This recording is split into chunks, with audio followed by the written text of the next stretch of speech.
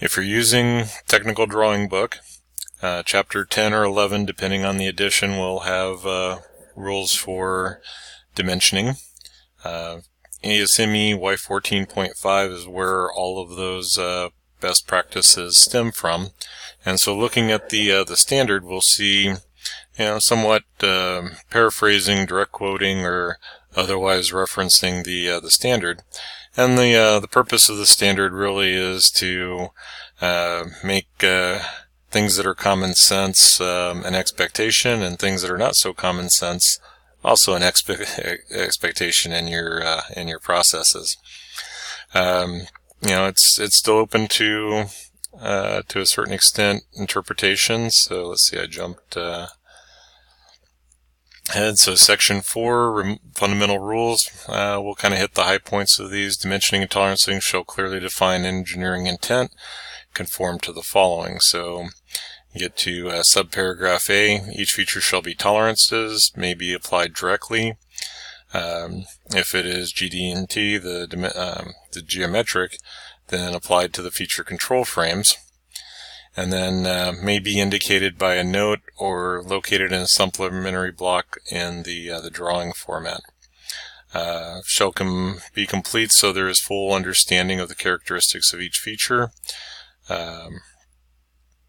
Let's see, directly neither scaling.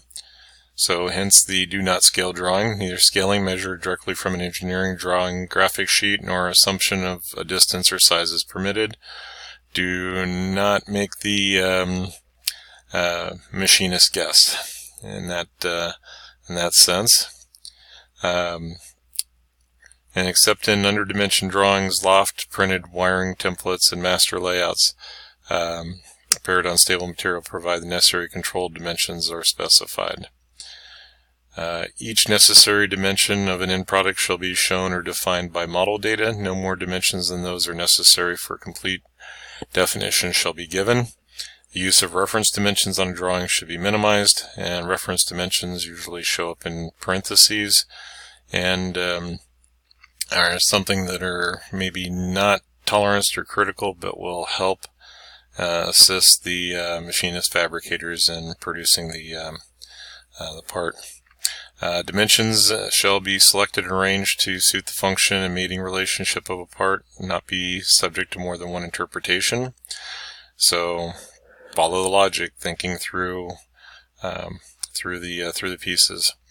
Probably the one that I would say is common sense, but as a machinist, it was most surprising to me. The drawing should define a part without specifying manufacturing methods.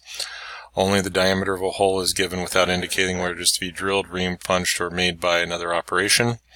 However, in those instances where manufacturing processes, quality assurance, or environmental information is essential to the definition of requirements, engineering requirements, the information shall be specified on the drawing or in a document referenced on the drawing. So it's pretty common to put in a standard reamer size or pilot hole size based on process, but it's still up to the machinist to go with the best practice. Non-mandatory processing dimensions shall be identified by an appropriate note. Go back up. So pretty much if there are pre-operations, post-operations that are going to occur with the parts. Dimensions should be arranged to provide required information for optimum, let me have it, optimum readability. It should be makeable, and as you first start out, the parts that we're doing, we're reproducing widgets that have dimensions on them, but they're really not what I would consider manufacturing drawings. We're going to be able to make the parts from them, but they fall short of the optimum readability. So going forward, we've gone through this first pass, but going forward, I'm going to dimension detail future figures with what I would consider manufacturability in mind. Dimensions should be shown in orthographic view should be shown in true profile views and refer to visible outlines. and if dimensions are applied. So basically the isometric, trimetric, dimetric, you can have the cosine errors pop up if it is not listed as a true value. Wires, cables, sheets, rods, other materials manufactured to gauge your code numbers should be specified, indicating the diameter thickness. Implied 90-degree angle shall apply where center lines and lines depict features are shown on orthographic views at right angles and no angle is specified. An implied 90-degree basic angle shall apply where center lines of features or surfaces shown at right angles on orthographic view are located or defined by basic dimensions and no angle is specified. A 0 basic dimension shall apply where axes, center planes, or surfaces are shown coincident on orthographic views. So when we get over to the GD&T, the geometric portion, that will become a little bit more common.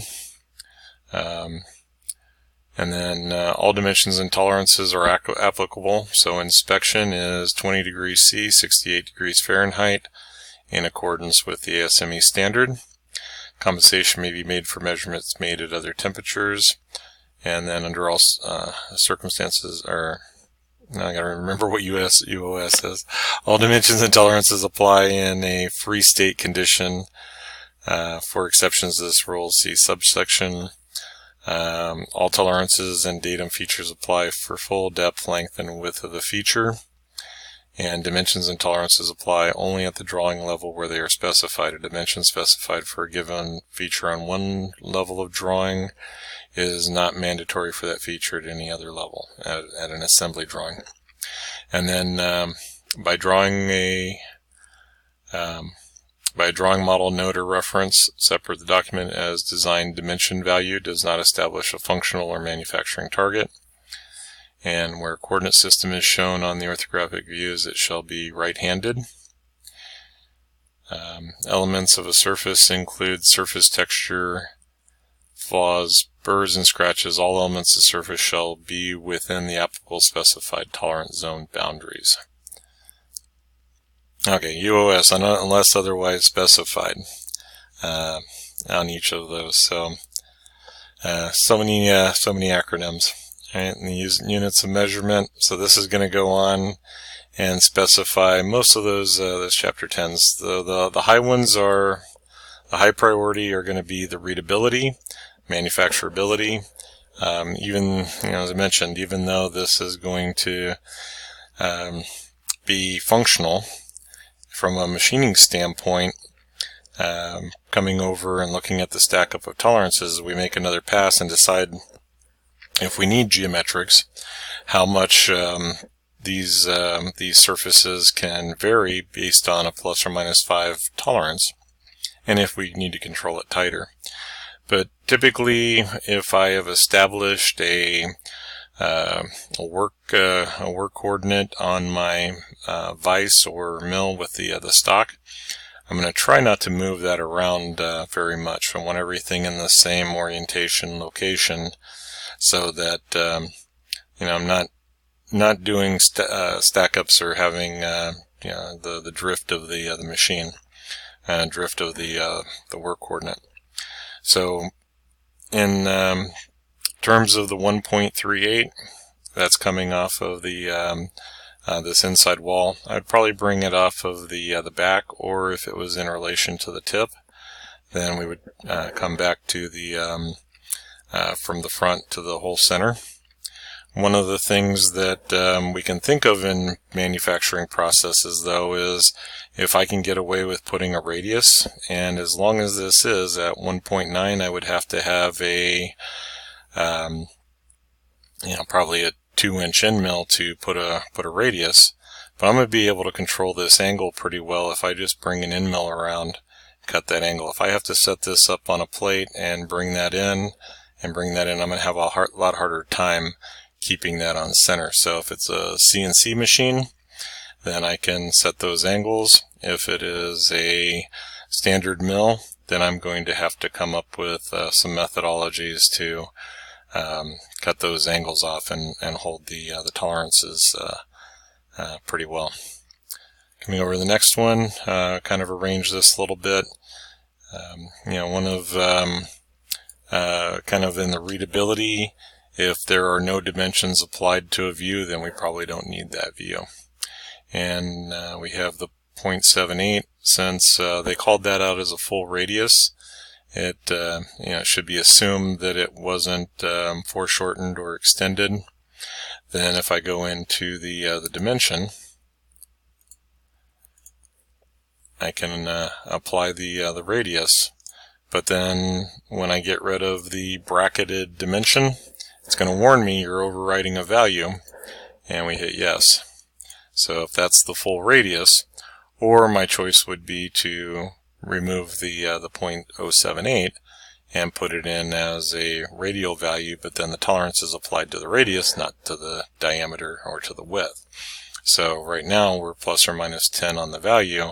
If we apply it to the radius, really the diameter is plus or minus 20. So gotta think through those processes.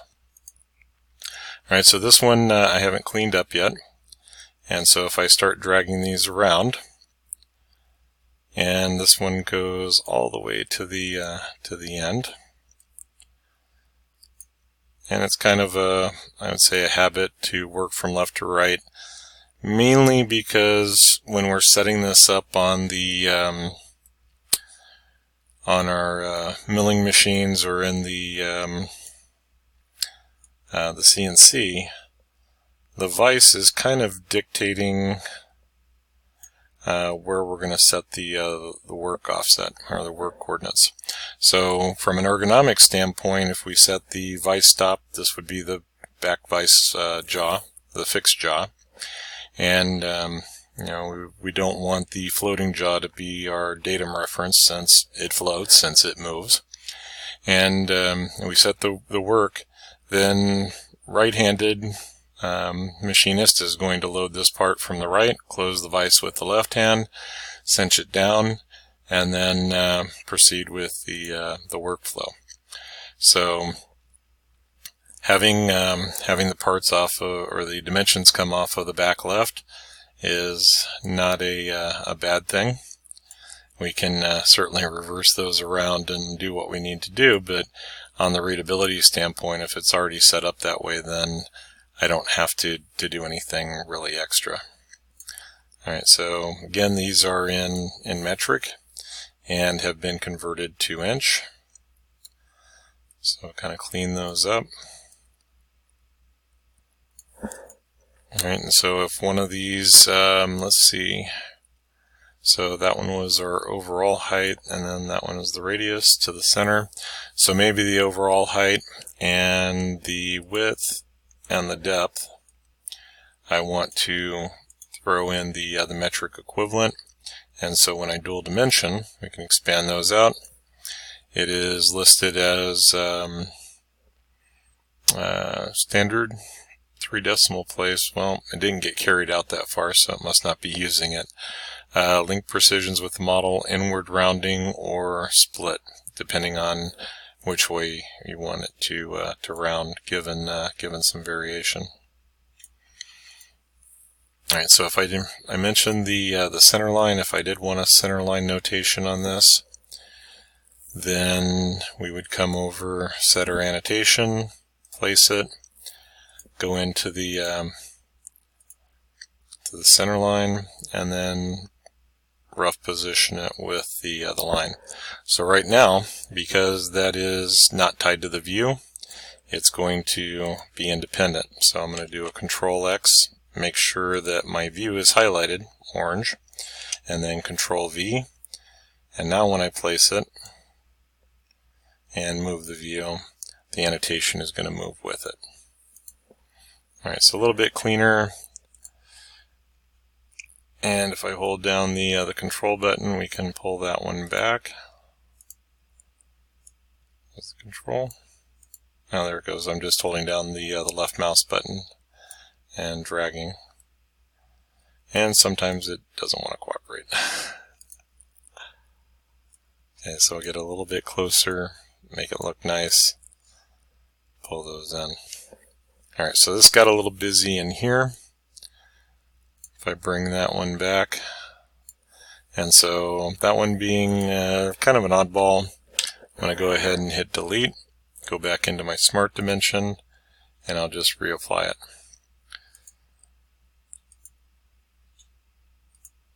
So the little boxes that are popping up are going to be for the settings at the placement, and we'll see if we can get one of those to go through. Alright, so 0.74, 0.12.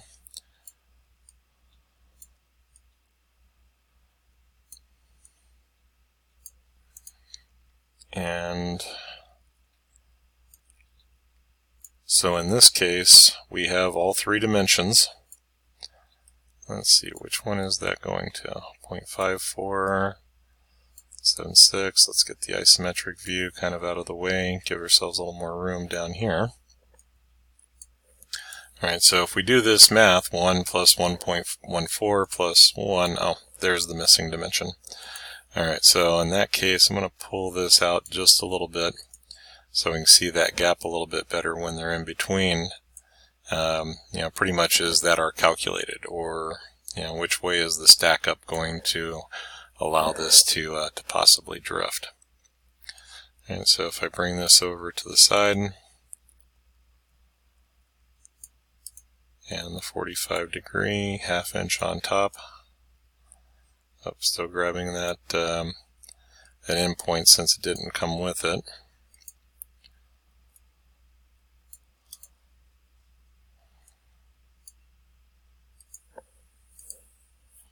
Alright, and then this one might be worthwhile since there's not a lot of detail that we could drop in for the drill point. And then because parent-child relations, it's going to show it. If it gets too cluttered with the hidden lines, I'm tending to leave just the wireframe. Alright, so 0.15, there's my radius that I was looking for, but that's kind of a weird spot for it. 1.14. This might be a good point for the center mark, but I don't really want the extension lines, so I'm going to change the attribute, turn off the extended lines just so I can see that center mark as well. This one doesn't really detail. So in this case, let's see, we're going to be able to get the 11 millimeters off of the side. It's not marked as symmetric, so in this case, I'm going to go ahead and delete that view. And then we're going to reverse and insert a bottom view. And so under the drawing, I can do a projected view when I drag it down. And then we want to go back to the annotations, put in our center marks for the slots, and make sure that we have given it the desired results and layer.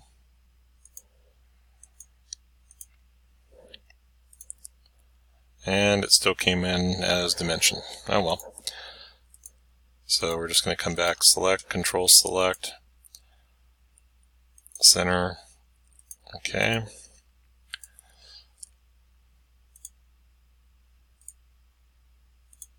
So from position, see, do we have a width? Not really, and since the radiuses come off of the corner, that's a little bit of an issue. We dimensioned off of that edge, which means the machine is going to have to pick those up. And then we have a distance. Alright, and if I'm making that my reference, then I'm going to continue to dimension off of that edge, even if I don't really like mixing the baseline and the chain dimensions that we're working with. So in this case, if we're going to come off of center, then I'm going to need to go into the center line. But again, we're making some assumptions. If this is called out this way, it's not I wouldn't call it properly dimensioned at this point. Alright, so before a pass, and because this is the way it came over from our isometric view from the drawing book, that gives us enough information to start and see where potential problems may arise. Alright, so one more.